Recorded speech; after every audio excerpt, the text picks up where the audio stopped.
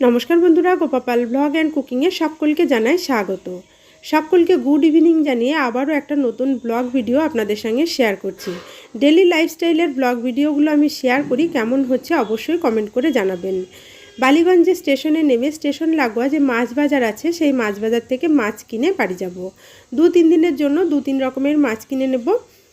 আর এই মাছ বাজারটায় সকালবেলায় প্রচুর ভ্যারাইটির মাছ থাকে এবং ভিড়ও থাকে, খুব বেশি লাইন দিয়ে মাছ কিনতে হয়। কিন্তু সন্ধ্যাবেলায় মাছের ভ্যারাইটি কম থাকলে পরেও প্রায় সব রকমই থাকে, ভিড়টা অনেক কম থাকে, তাই মাছ কিনতে অনেক সুবিধা হয়। বাড়ি ফেরার পথে মাছ কিনে নিয়ে যাচ্ছি।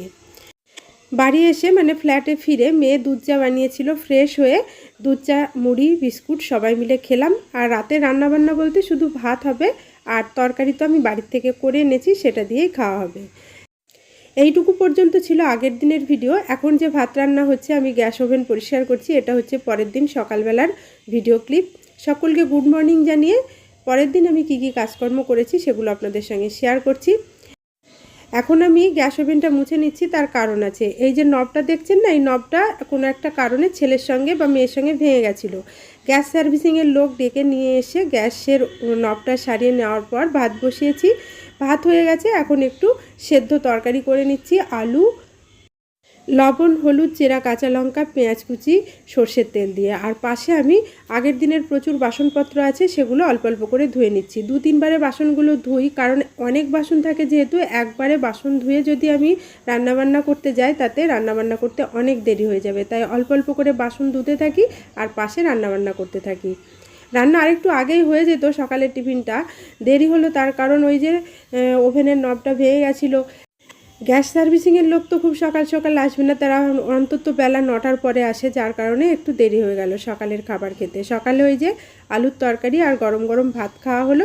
এবার বাকি যে বাসনপত্রগুলো আছে সেগুলো সব ধুয়ে নেব। আর আমার হাজব্যান্ড এই সবজিগুলো কেটে গুছিয়ে দিয়েছে আমাকে। দ্বিতীয় ব্যাচের বাসনগুলো সমস্ত ধুয়ে নেওয়া হয়ে গেছে। আর মাছ ফ্রিজ থেকে বার করে রেখেছি, দেখুন কেমন জমাট বেঁধে আছে। আমি ক্যারিতেই মাছগুলো রেখে দিই, আলাদা করে আর টিফিন কৌটোয় রাখি না, তাহলে মাছটা বার করতে সুবিধা হয়। এখন একটু জল দিয়ে রেখে দেবো, এই বরফটা খুব তাড়াতাড়ি কেটে যাবে। বরফ যে জলে ভাসে তার প্রমাণ দেখুন, কিভাবে জলের মধ্যে পুরো মাছটা ঘুরছে। এবার আরও কিছু বাসন আছে, যেমন অনেক টিফিন কৌটো টৌটো আছে। এবার বাকি সমস্ত বাসনগুলো ধুয়ে নিয়েছি, নিয়ে মাছ ধুয়ে নিচ্ছি। এই যে কই মাছ ধুতে কিন্তু বেশ সময় লাগে আর খুব লেলানি থাকে। ভালো করে কই মাছটা ধুতে হয়। জ্যান্ত মাছের ঝোল খেতে ভীষণ ভালো লাগে, তাই গতকাল রাত্রে কই মাছ পেয়েছিলাম, নিয়েছিলাম। এখন এই মাছগুলো ধুতে অনেকটাই সময় লাগবে। কই মাছে একটু লবণ দিয়ে আমি ধুয়ে নিই, তাহলে একটু বেশি করেই দিলাম, কারণ 500-600 মাছ আছে, যার কারণে লবণ দিয়ে এভাবে একটু ঘষে ঘষে নিলে লেলানিগুলো ভালোভাবে বার হয়ে যাবে। দেখুন কত লেলানি বার হচ্ছে, না হলে যতই ধুতে থাকি লেলানি যেতেই চায় না। আমি এই জন্য একটু লবণ দিয়ে ভালো করে মাখিয়ে ঘষে ঘষে মাছগুলো ধুয়ে নিই, তাতে সুবিধা হয় মাছ ধুয়ে নেওয়ার, সময়টাও বেঁচে যায় অনেকটা। আপনারা কারা কিভাবে কই মাছ অল্প সময়ে ধুয়ে নিতে পারেন আমাকে একটু কমেন্ট করে জানালে আমার বেশ উপকার হবে। একটু কমেন্ট করে জানাবেন প্লিজ। এখন স্নান সেরে চলে এসেছি রান্নাঘরে। প্রথমেই ভেজে নেব লাউয়ের খোসা।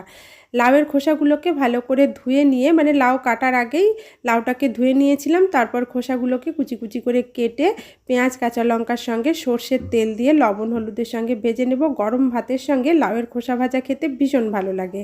এবার রান্না করছি লাউয়ের ডালনা।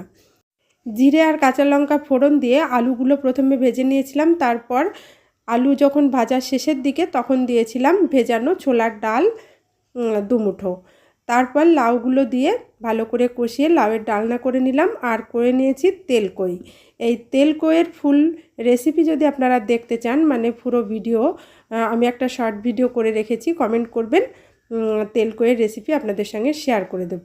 তাহলে রান্নাবান্না কমপ্লিট। এখন গ্যাস ওভেন ভালো করে মুছে পরিষ্কার করে নিচ্ছি। আর রান্নাঘরের যে ওয়াল টাইলসটা আছে সেটাও প্রতিদিনই এভাবে আমি মুছে পরিষ্কার করে নিই, বেশি ময়লা জমতে দিই না।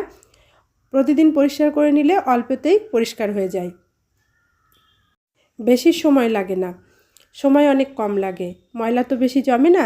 এবার রান্নাঘরে যে বাসনপত্র ছিল সমস্ত ধুয়ে রান্নাঘর পরিষ্কার পরিচ্ছন্ন করে নিয়েছি। দুপুরের খাওয়া দাওয়াও আমাদের মিটে গেছে। এখন সন্ধ্যাবেলায় ছেলে মেয়ে একটু বার হলো, ওরা ওদের প্রয়োজনীয় কিছু জিনিসপত্র কিনবে আর একটু স্ট্রিট ফুড হয়তো কিছু খাবে, এই আর কি। সন্ধ্যাবেলায় ফিরে এসে মানে রাতের দিকে আমরা প্যাকিং করছি, কারণ হচ্ছে আগামীকাল ছেলে মেয়ে দুজনকে নিয়ে বাড়ি যাব। ওদের কলেজের এখন আপাতত কিছু দিনের ছুটি পড়েছে, ওদের কলেজের সিনিয়রদের পরীক্ষা চলছে, সেই পারপাসে ছুটি দিয়েছে কলেজ, তাই ওদেরকে কিছু দিনের জন্য বাড়ি নিয়ে যাচ্ছে। আমাদের সমস্ত কিছু প্যাকিং করা হয়ে গেছে, এই জিনিসগুলো দেখছেন এগুলো সবই নিয়ে যাব। কম্বলটা শুধু সকালবেলায় প্যাকিং করে নেব। শিয়ালদা থেকে 6:10-এর ট্রেন ধরে বার হব। সকলকে গুড নাইট জানিয়ে আজকের ব্লগ ভিডিওটি এখানেই শেষ করছি। ভিডিওটি দেখার জন্য ধন্যবাদ।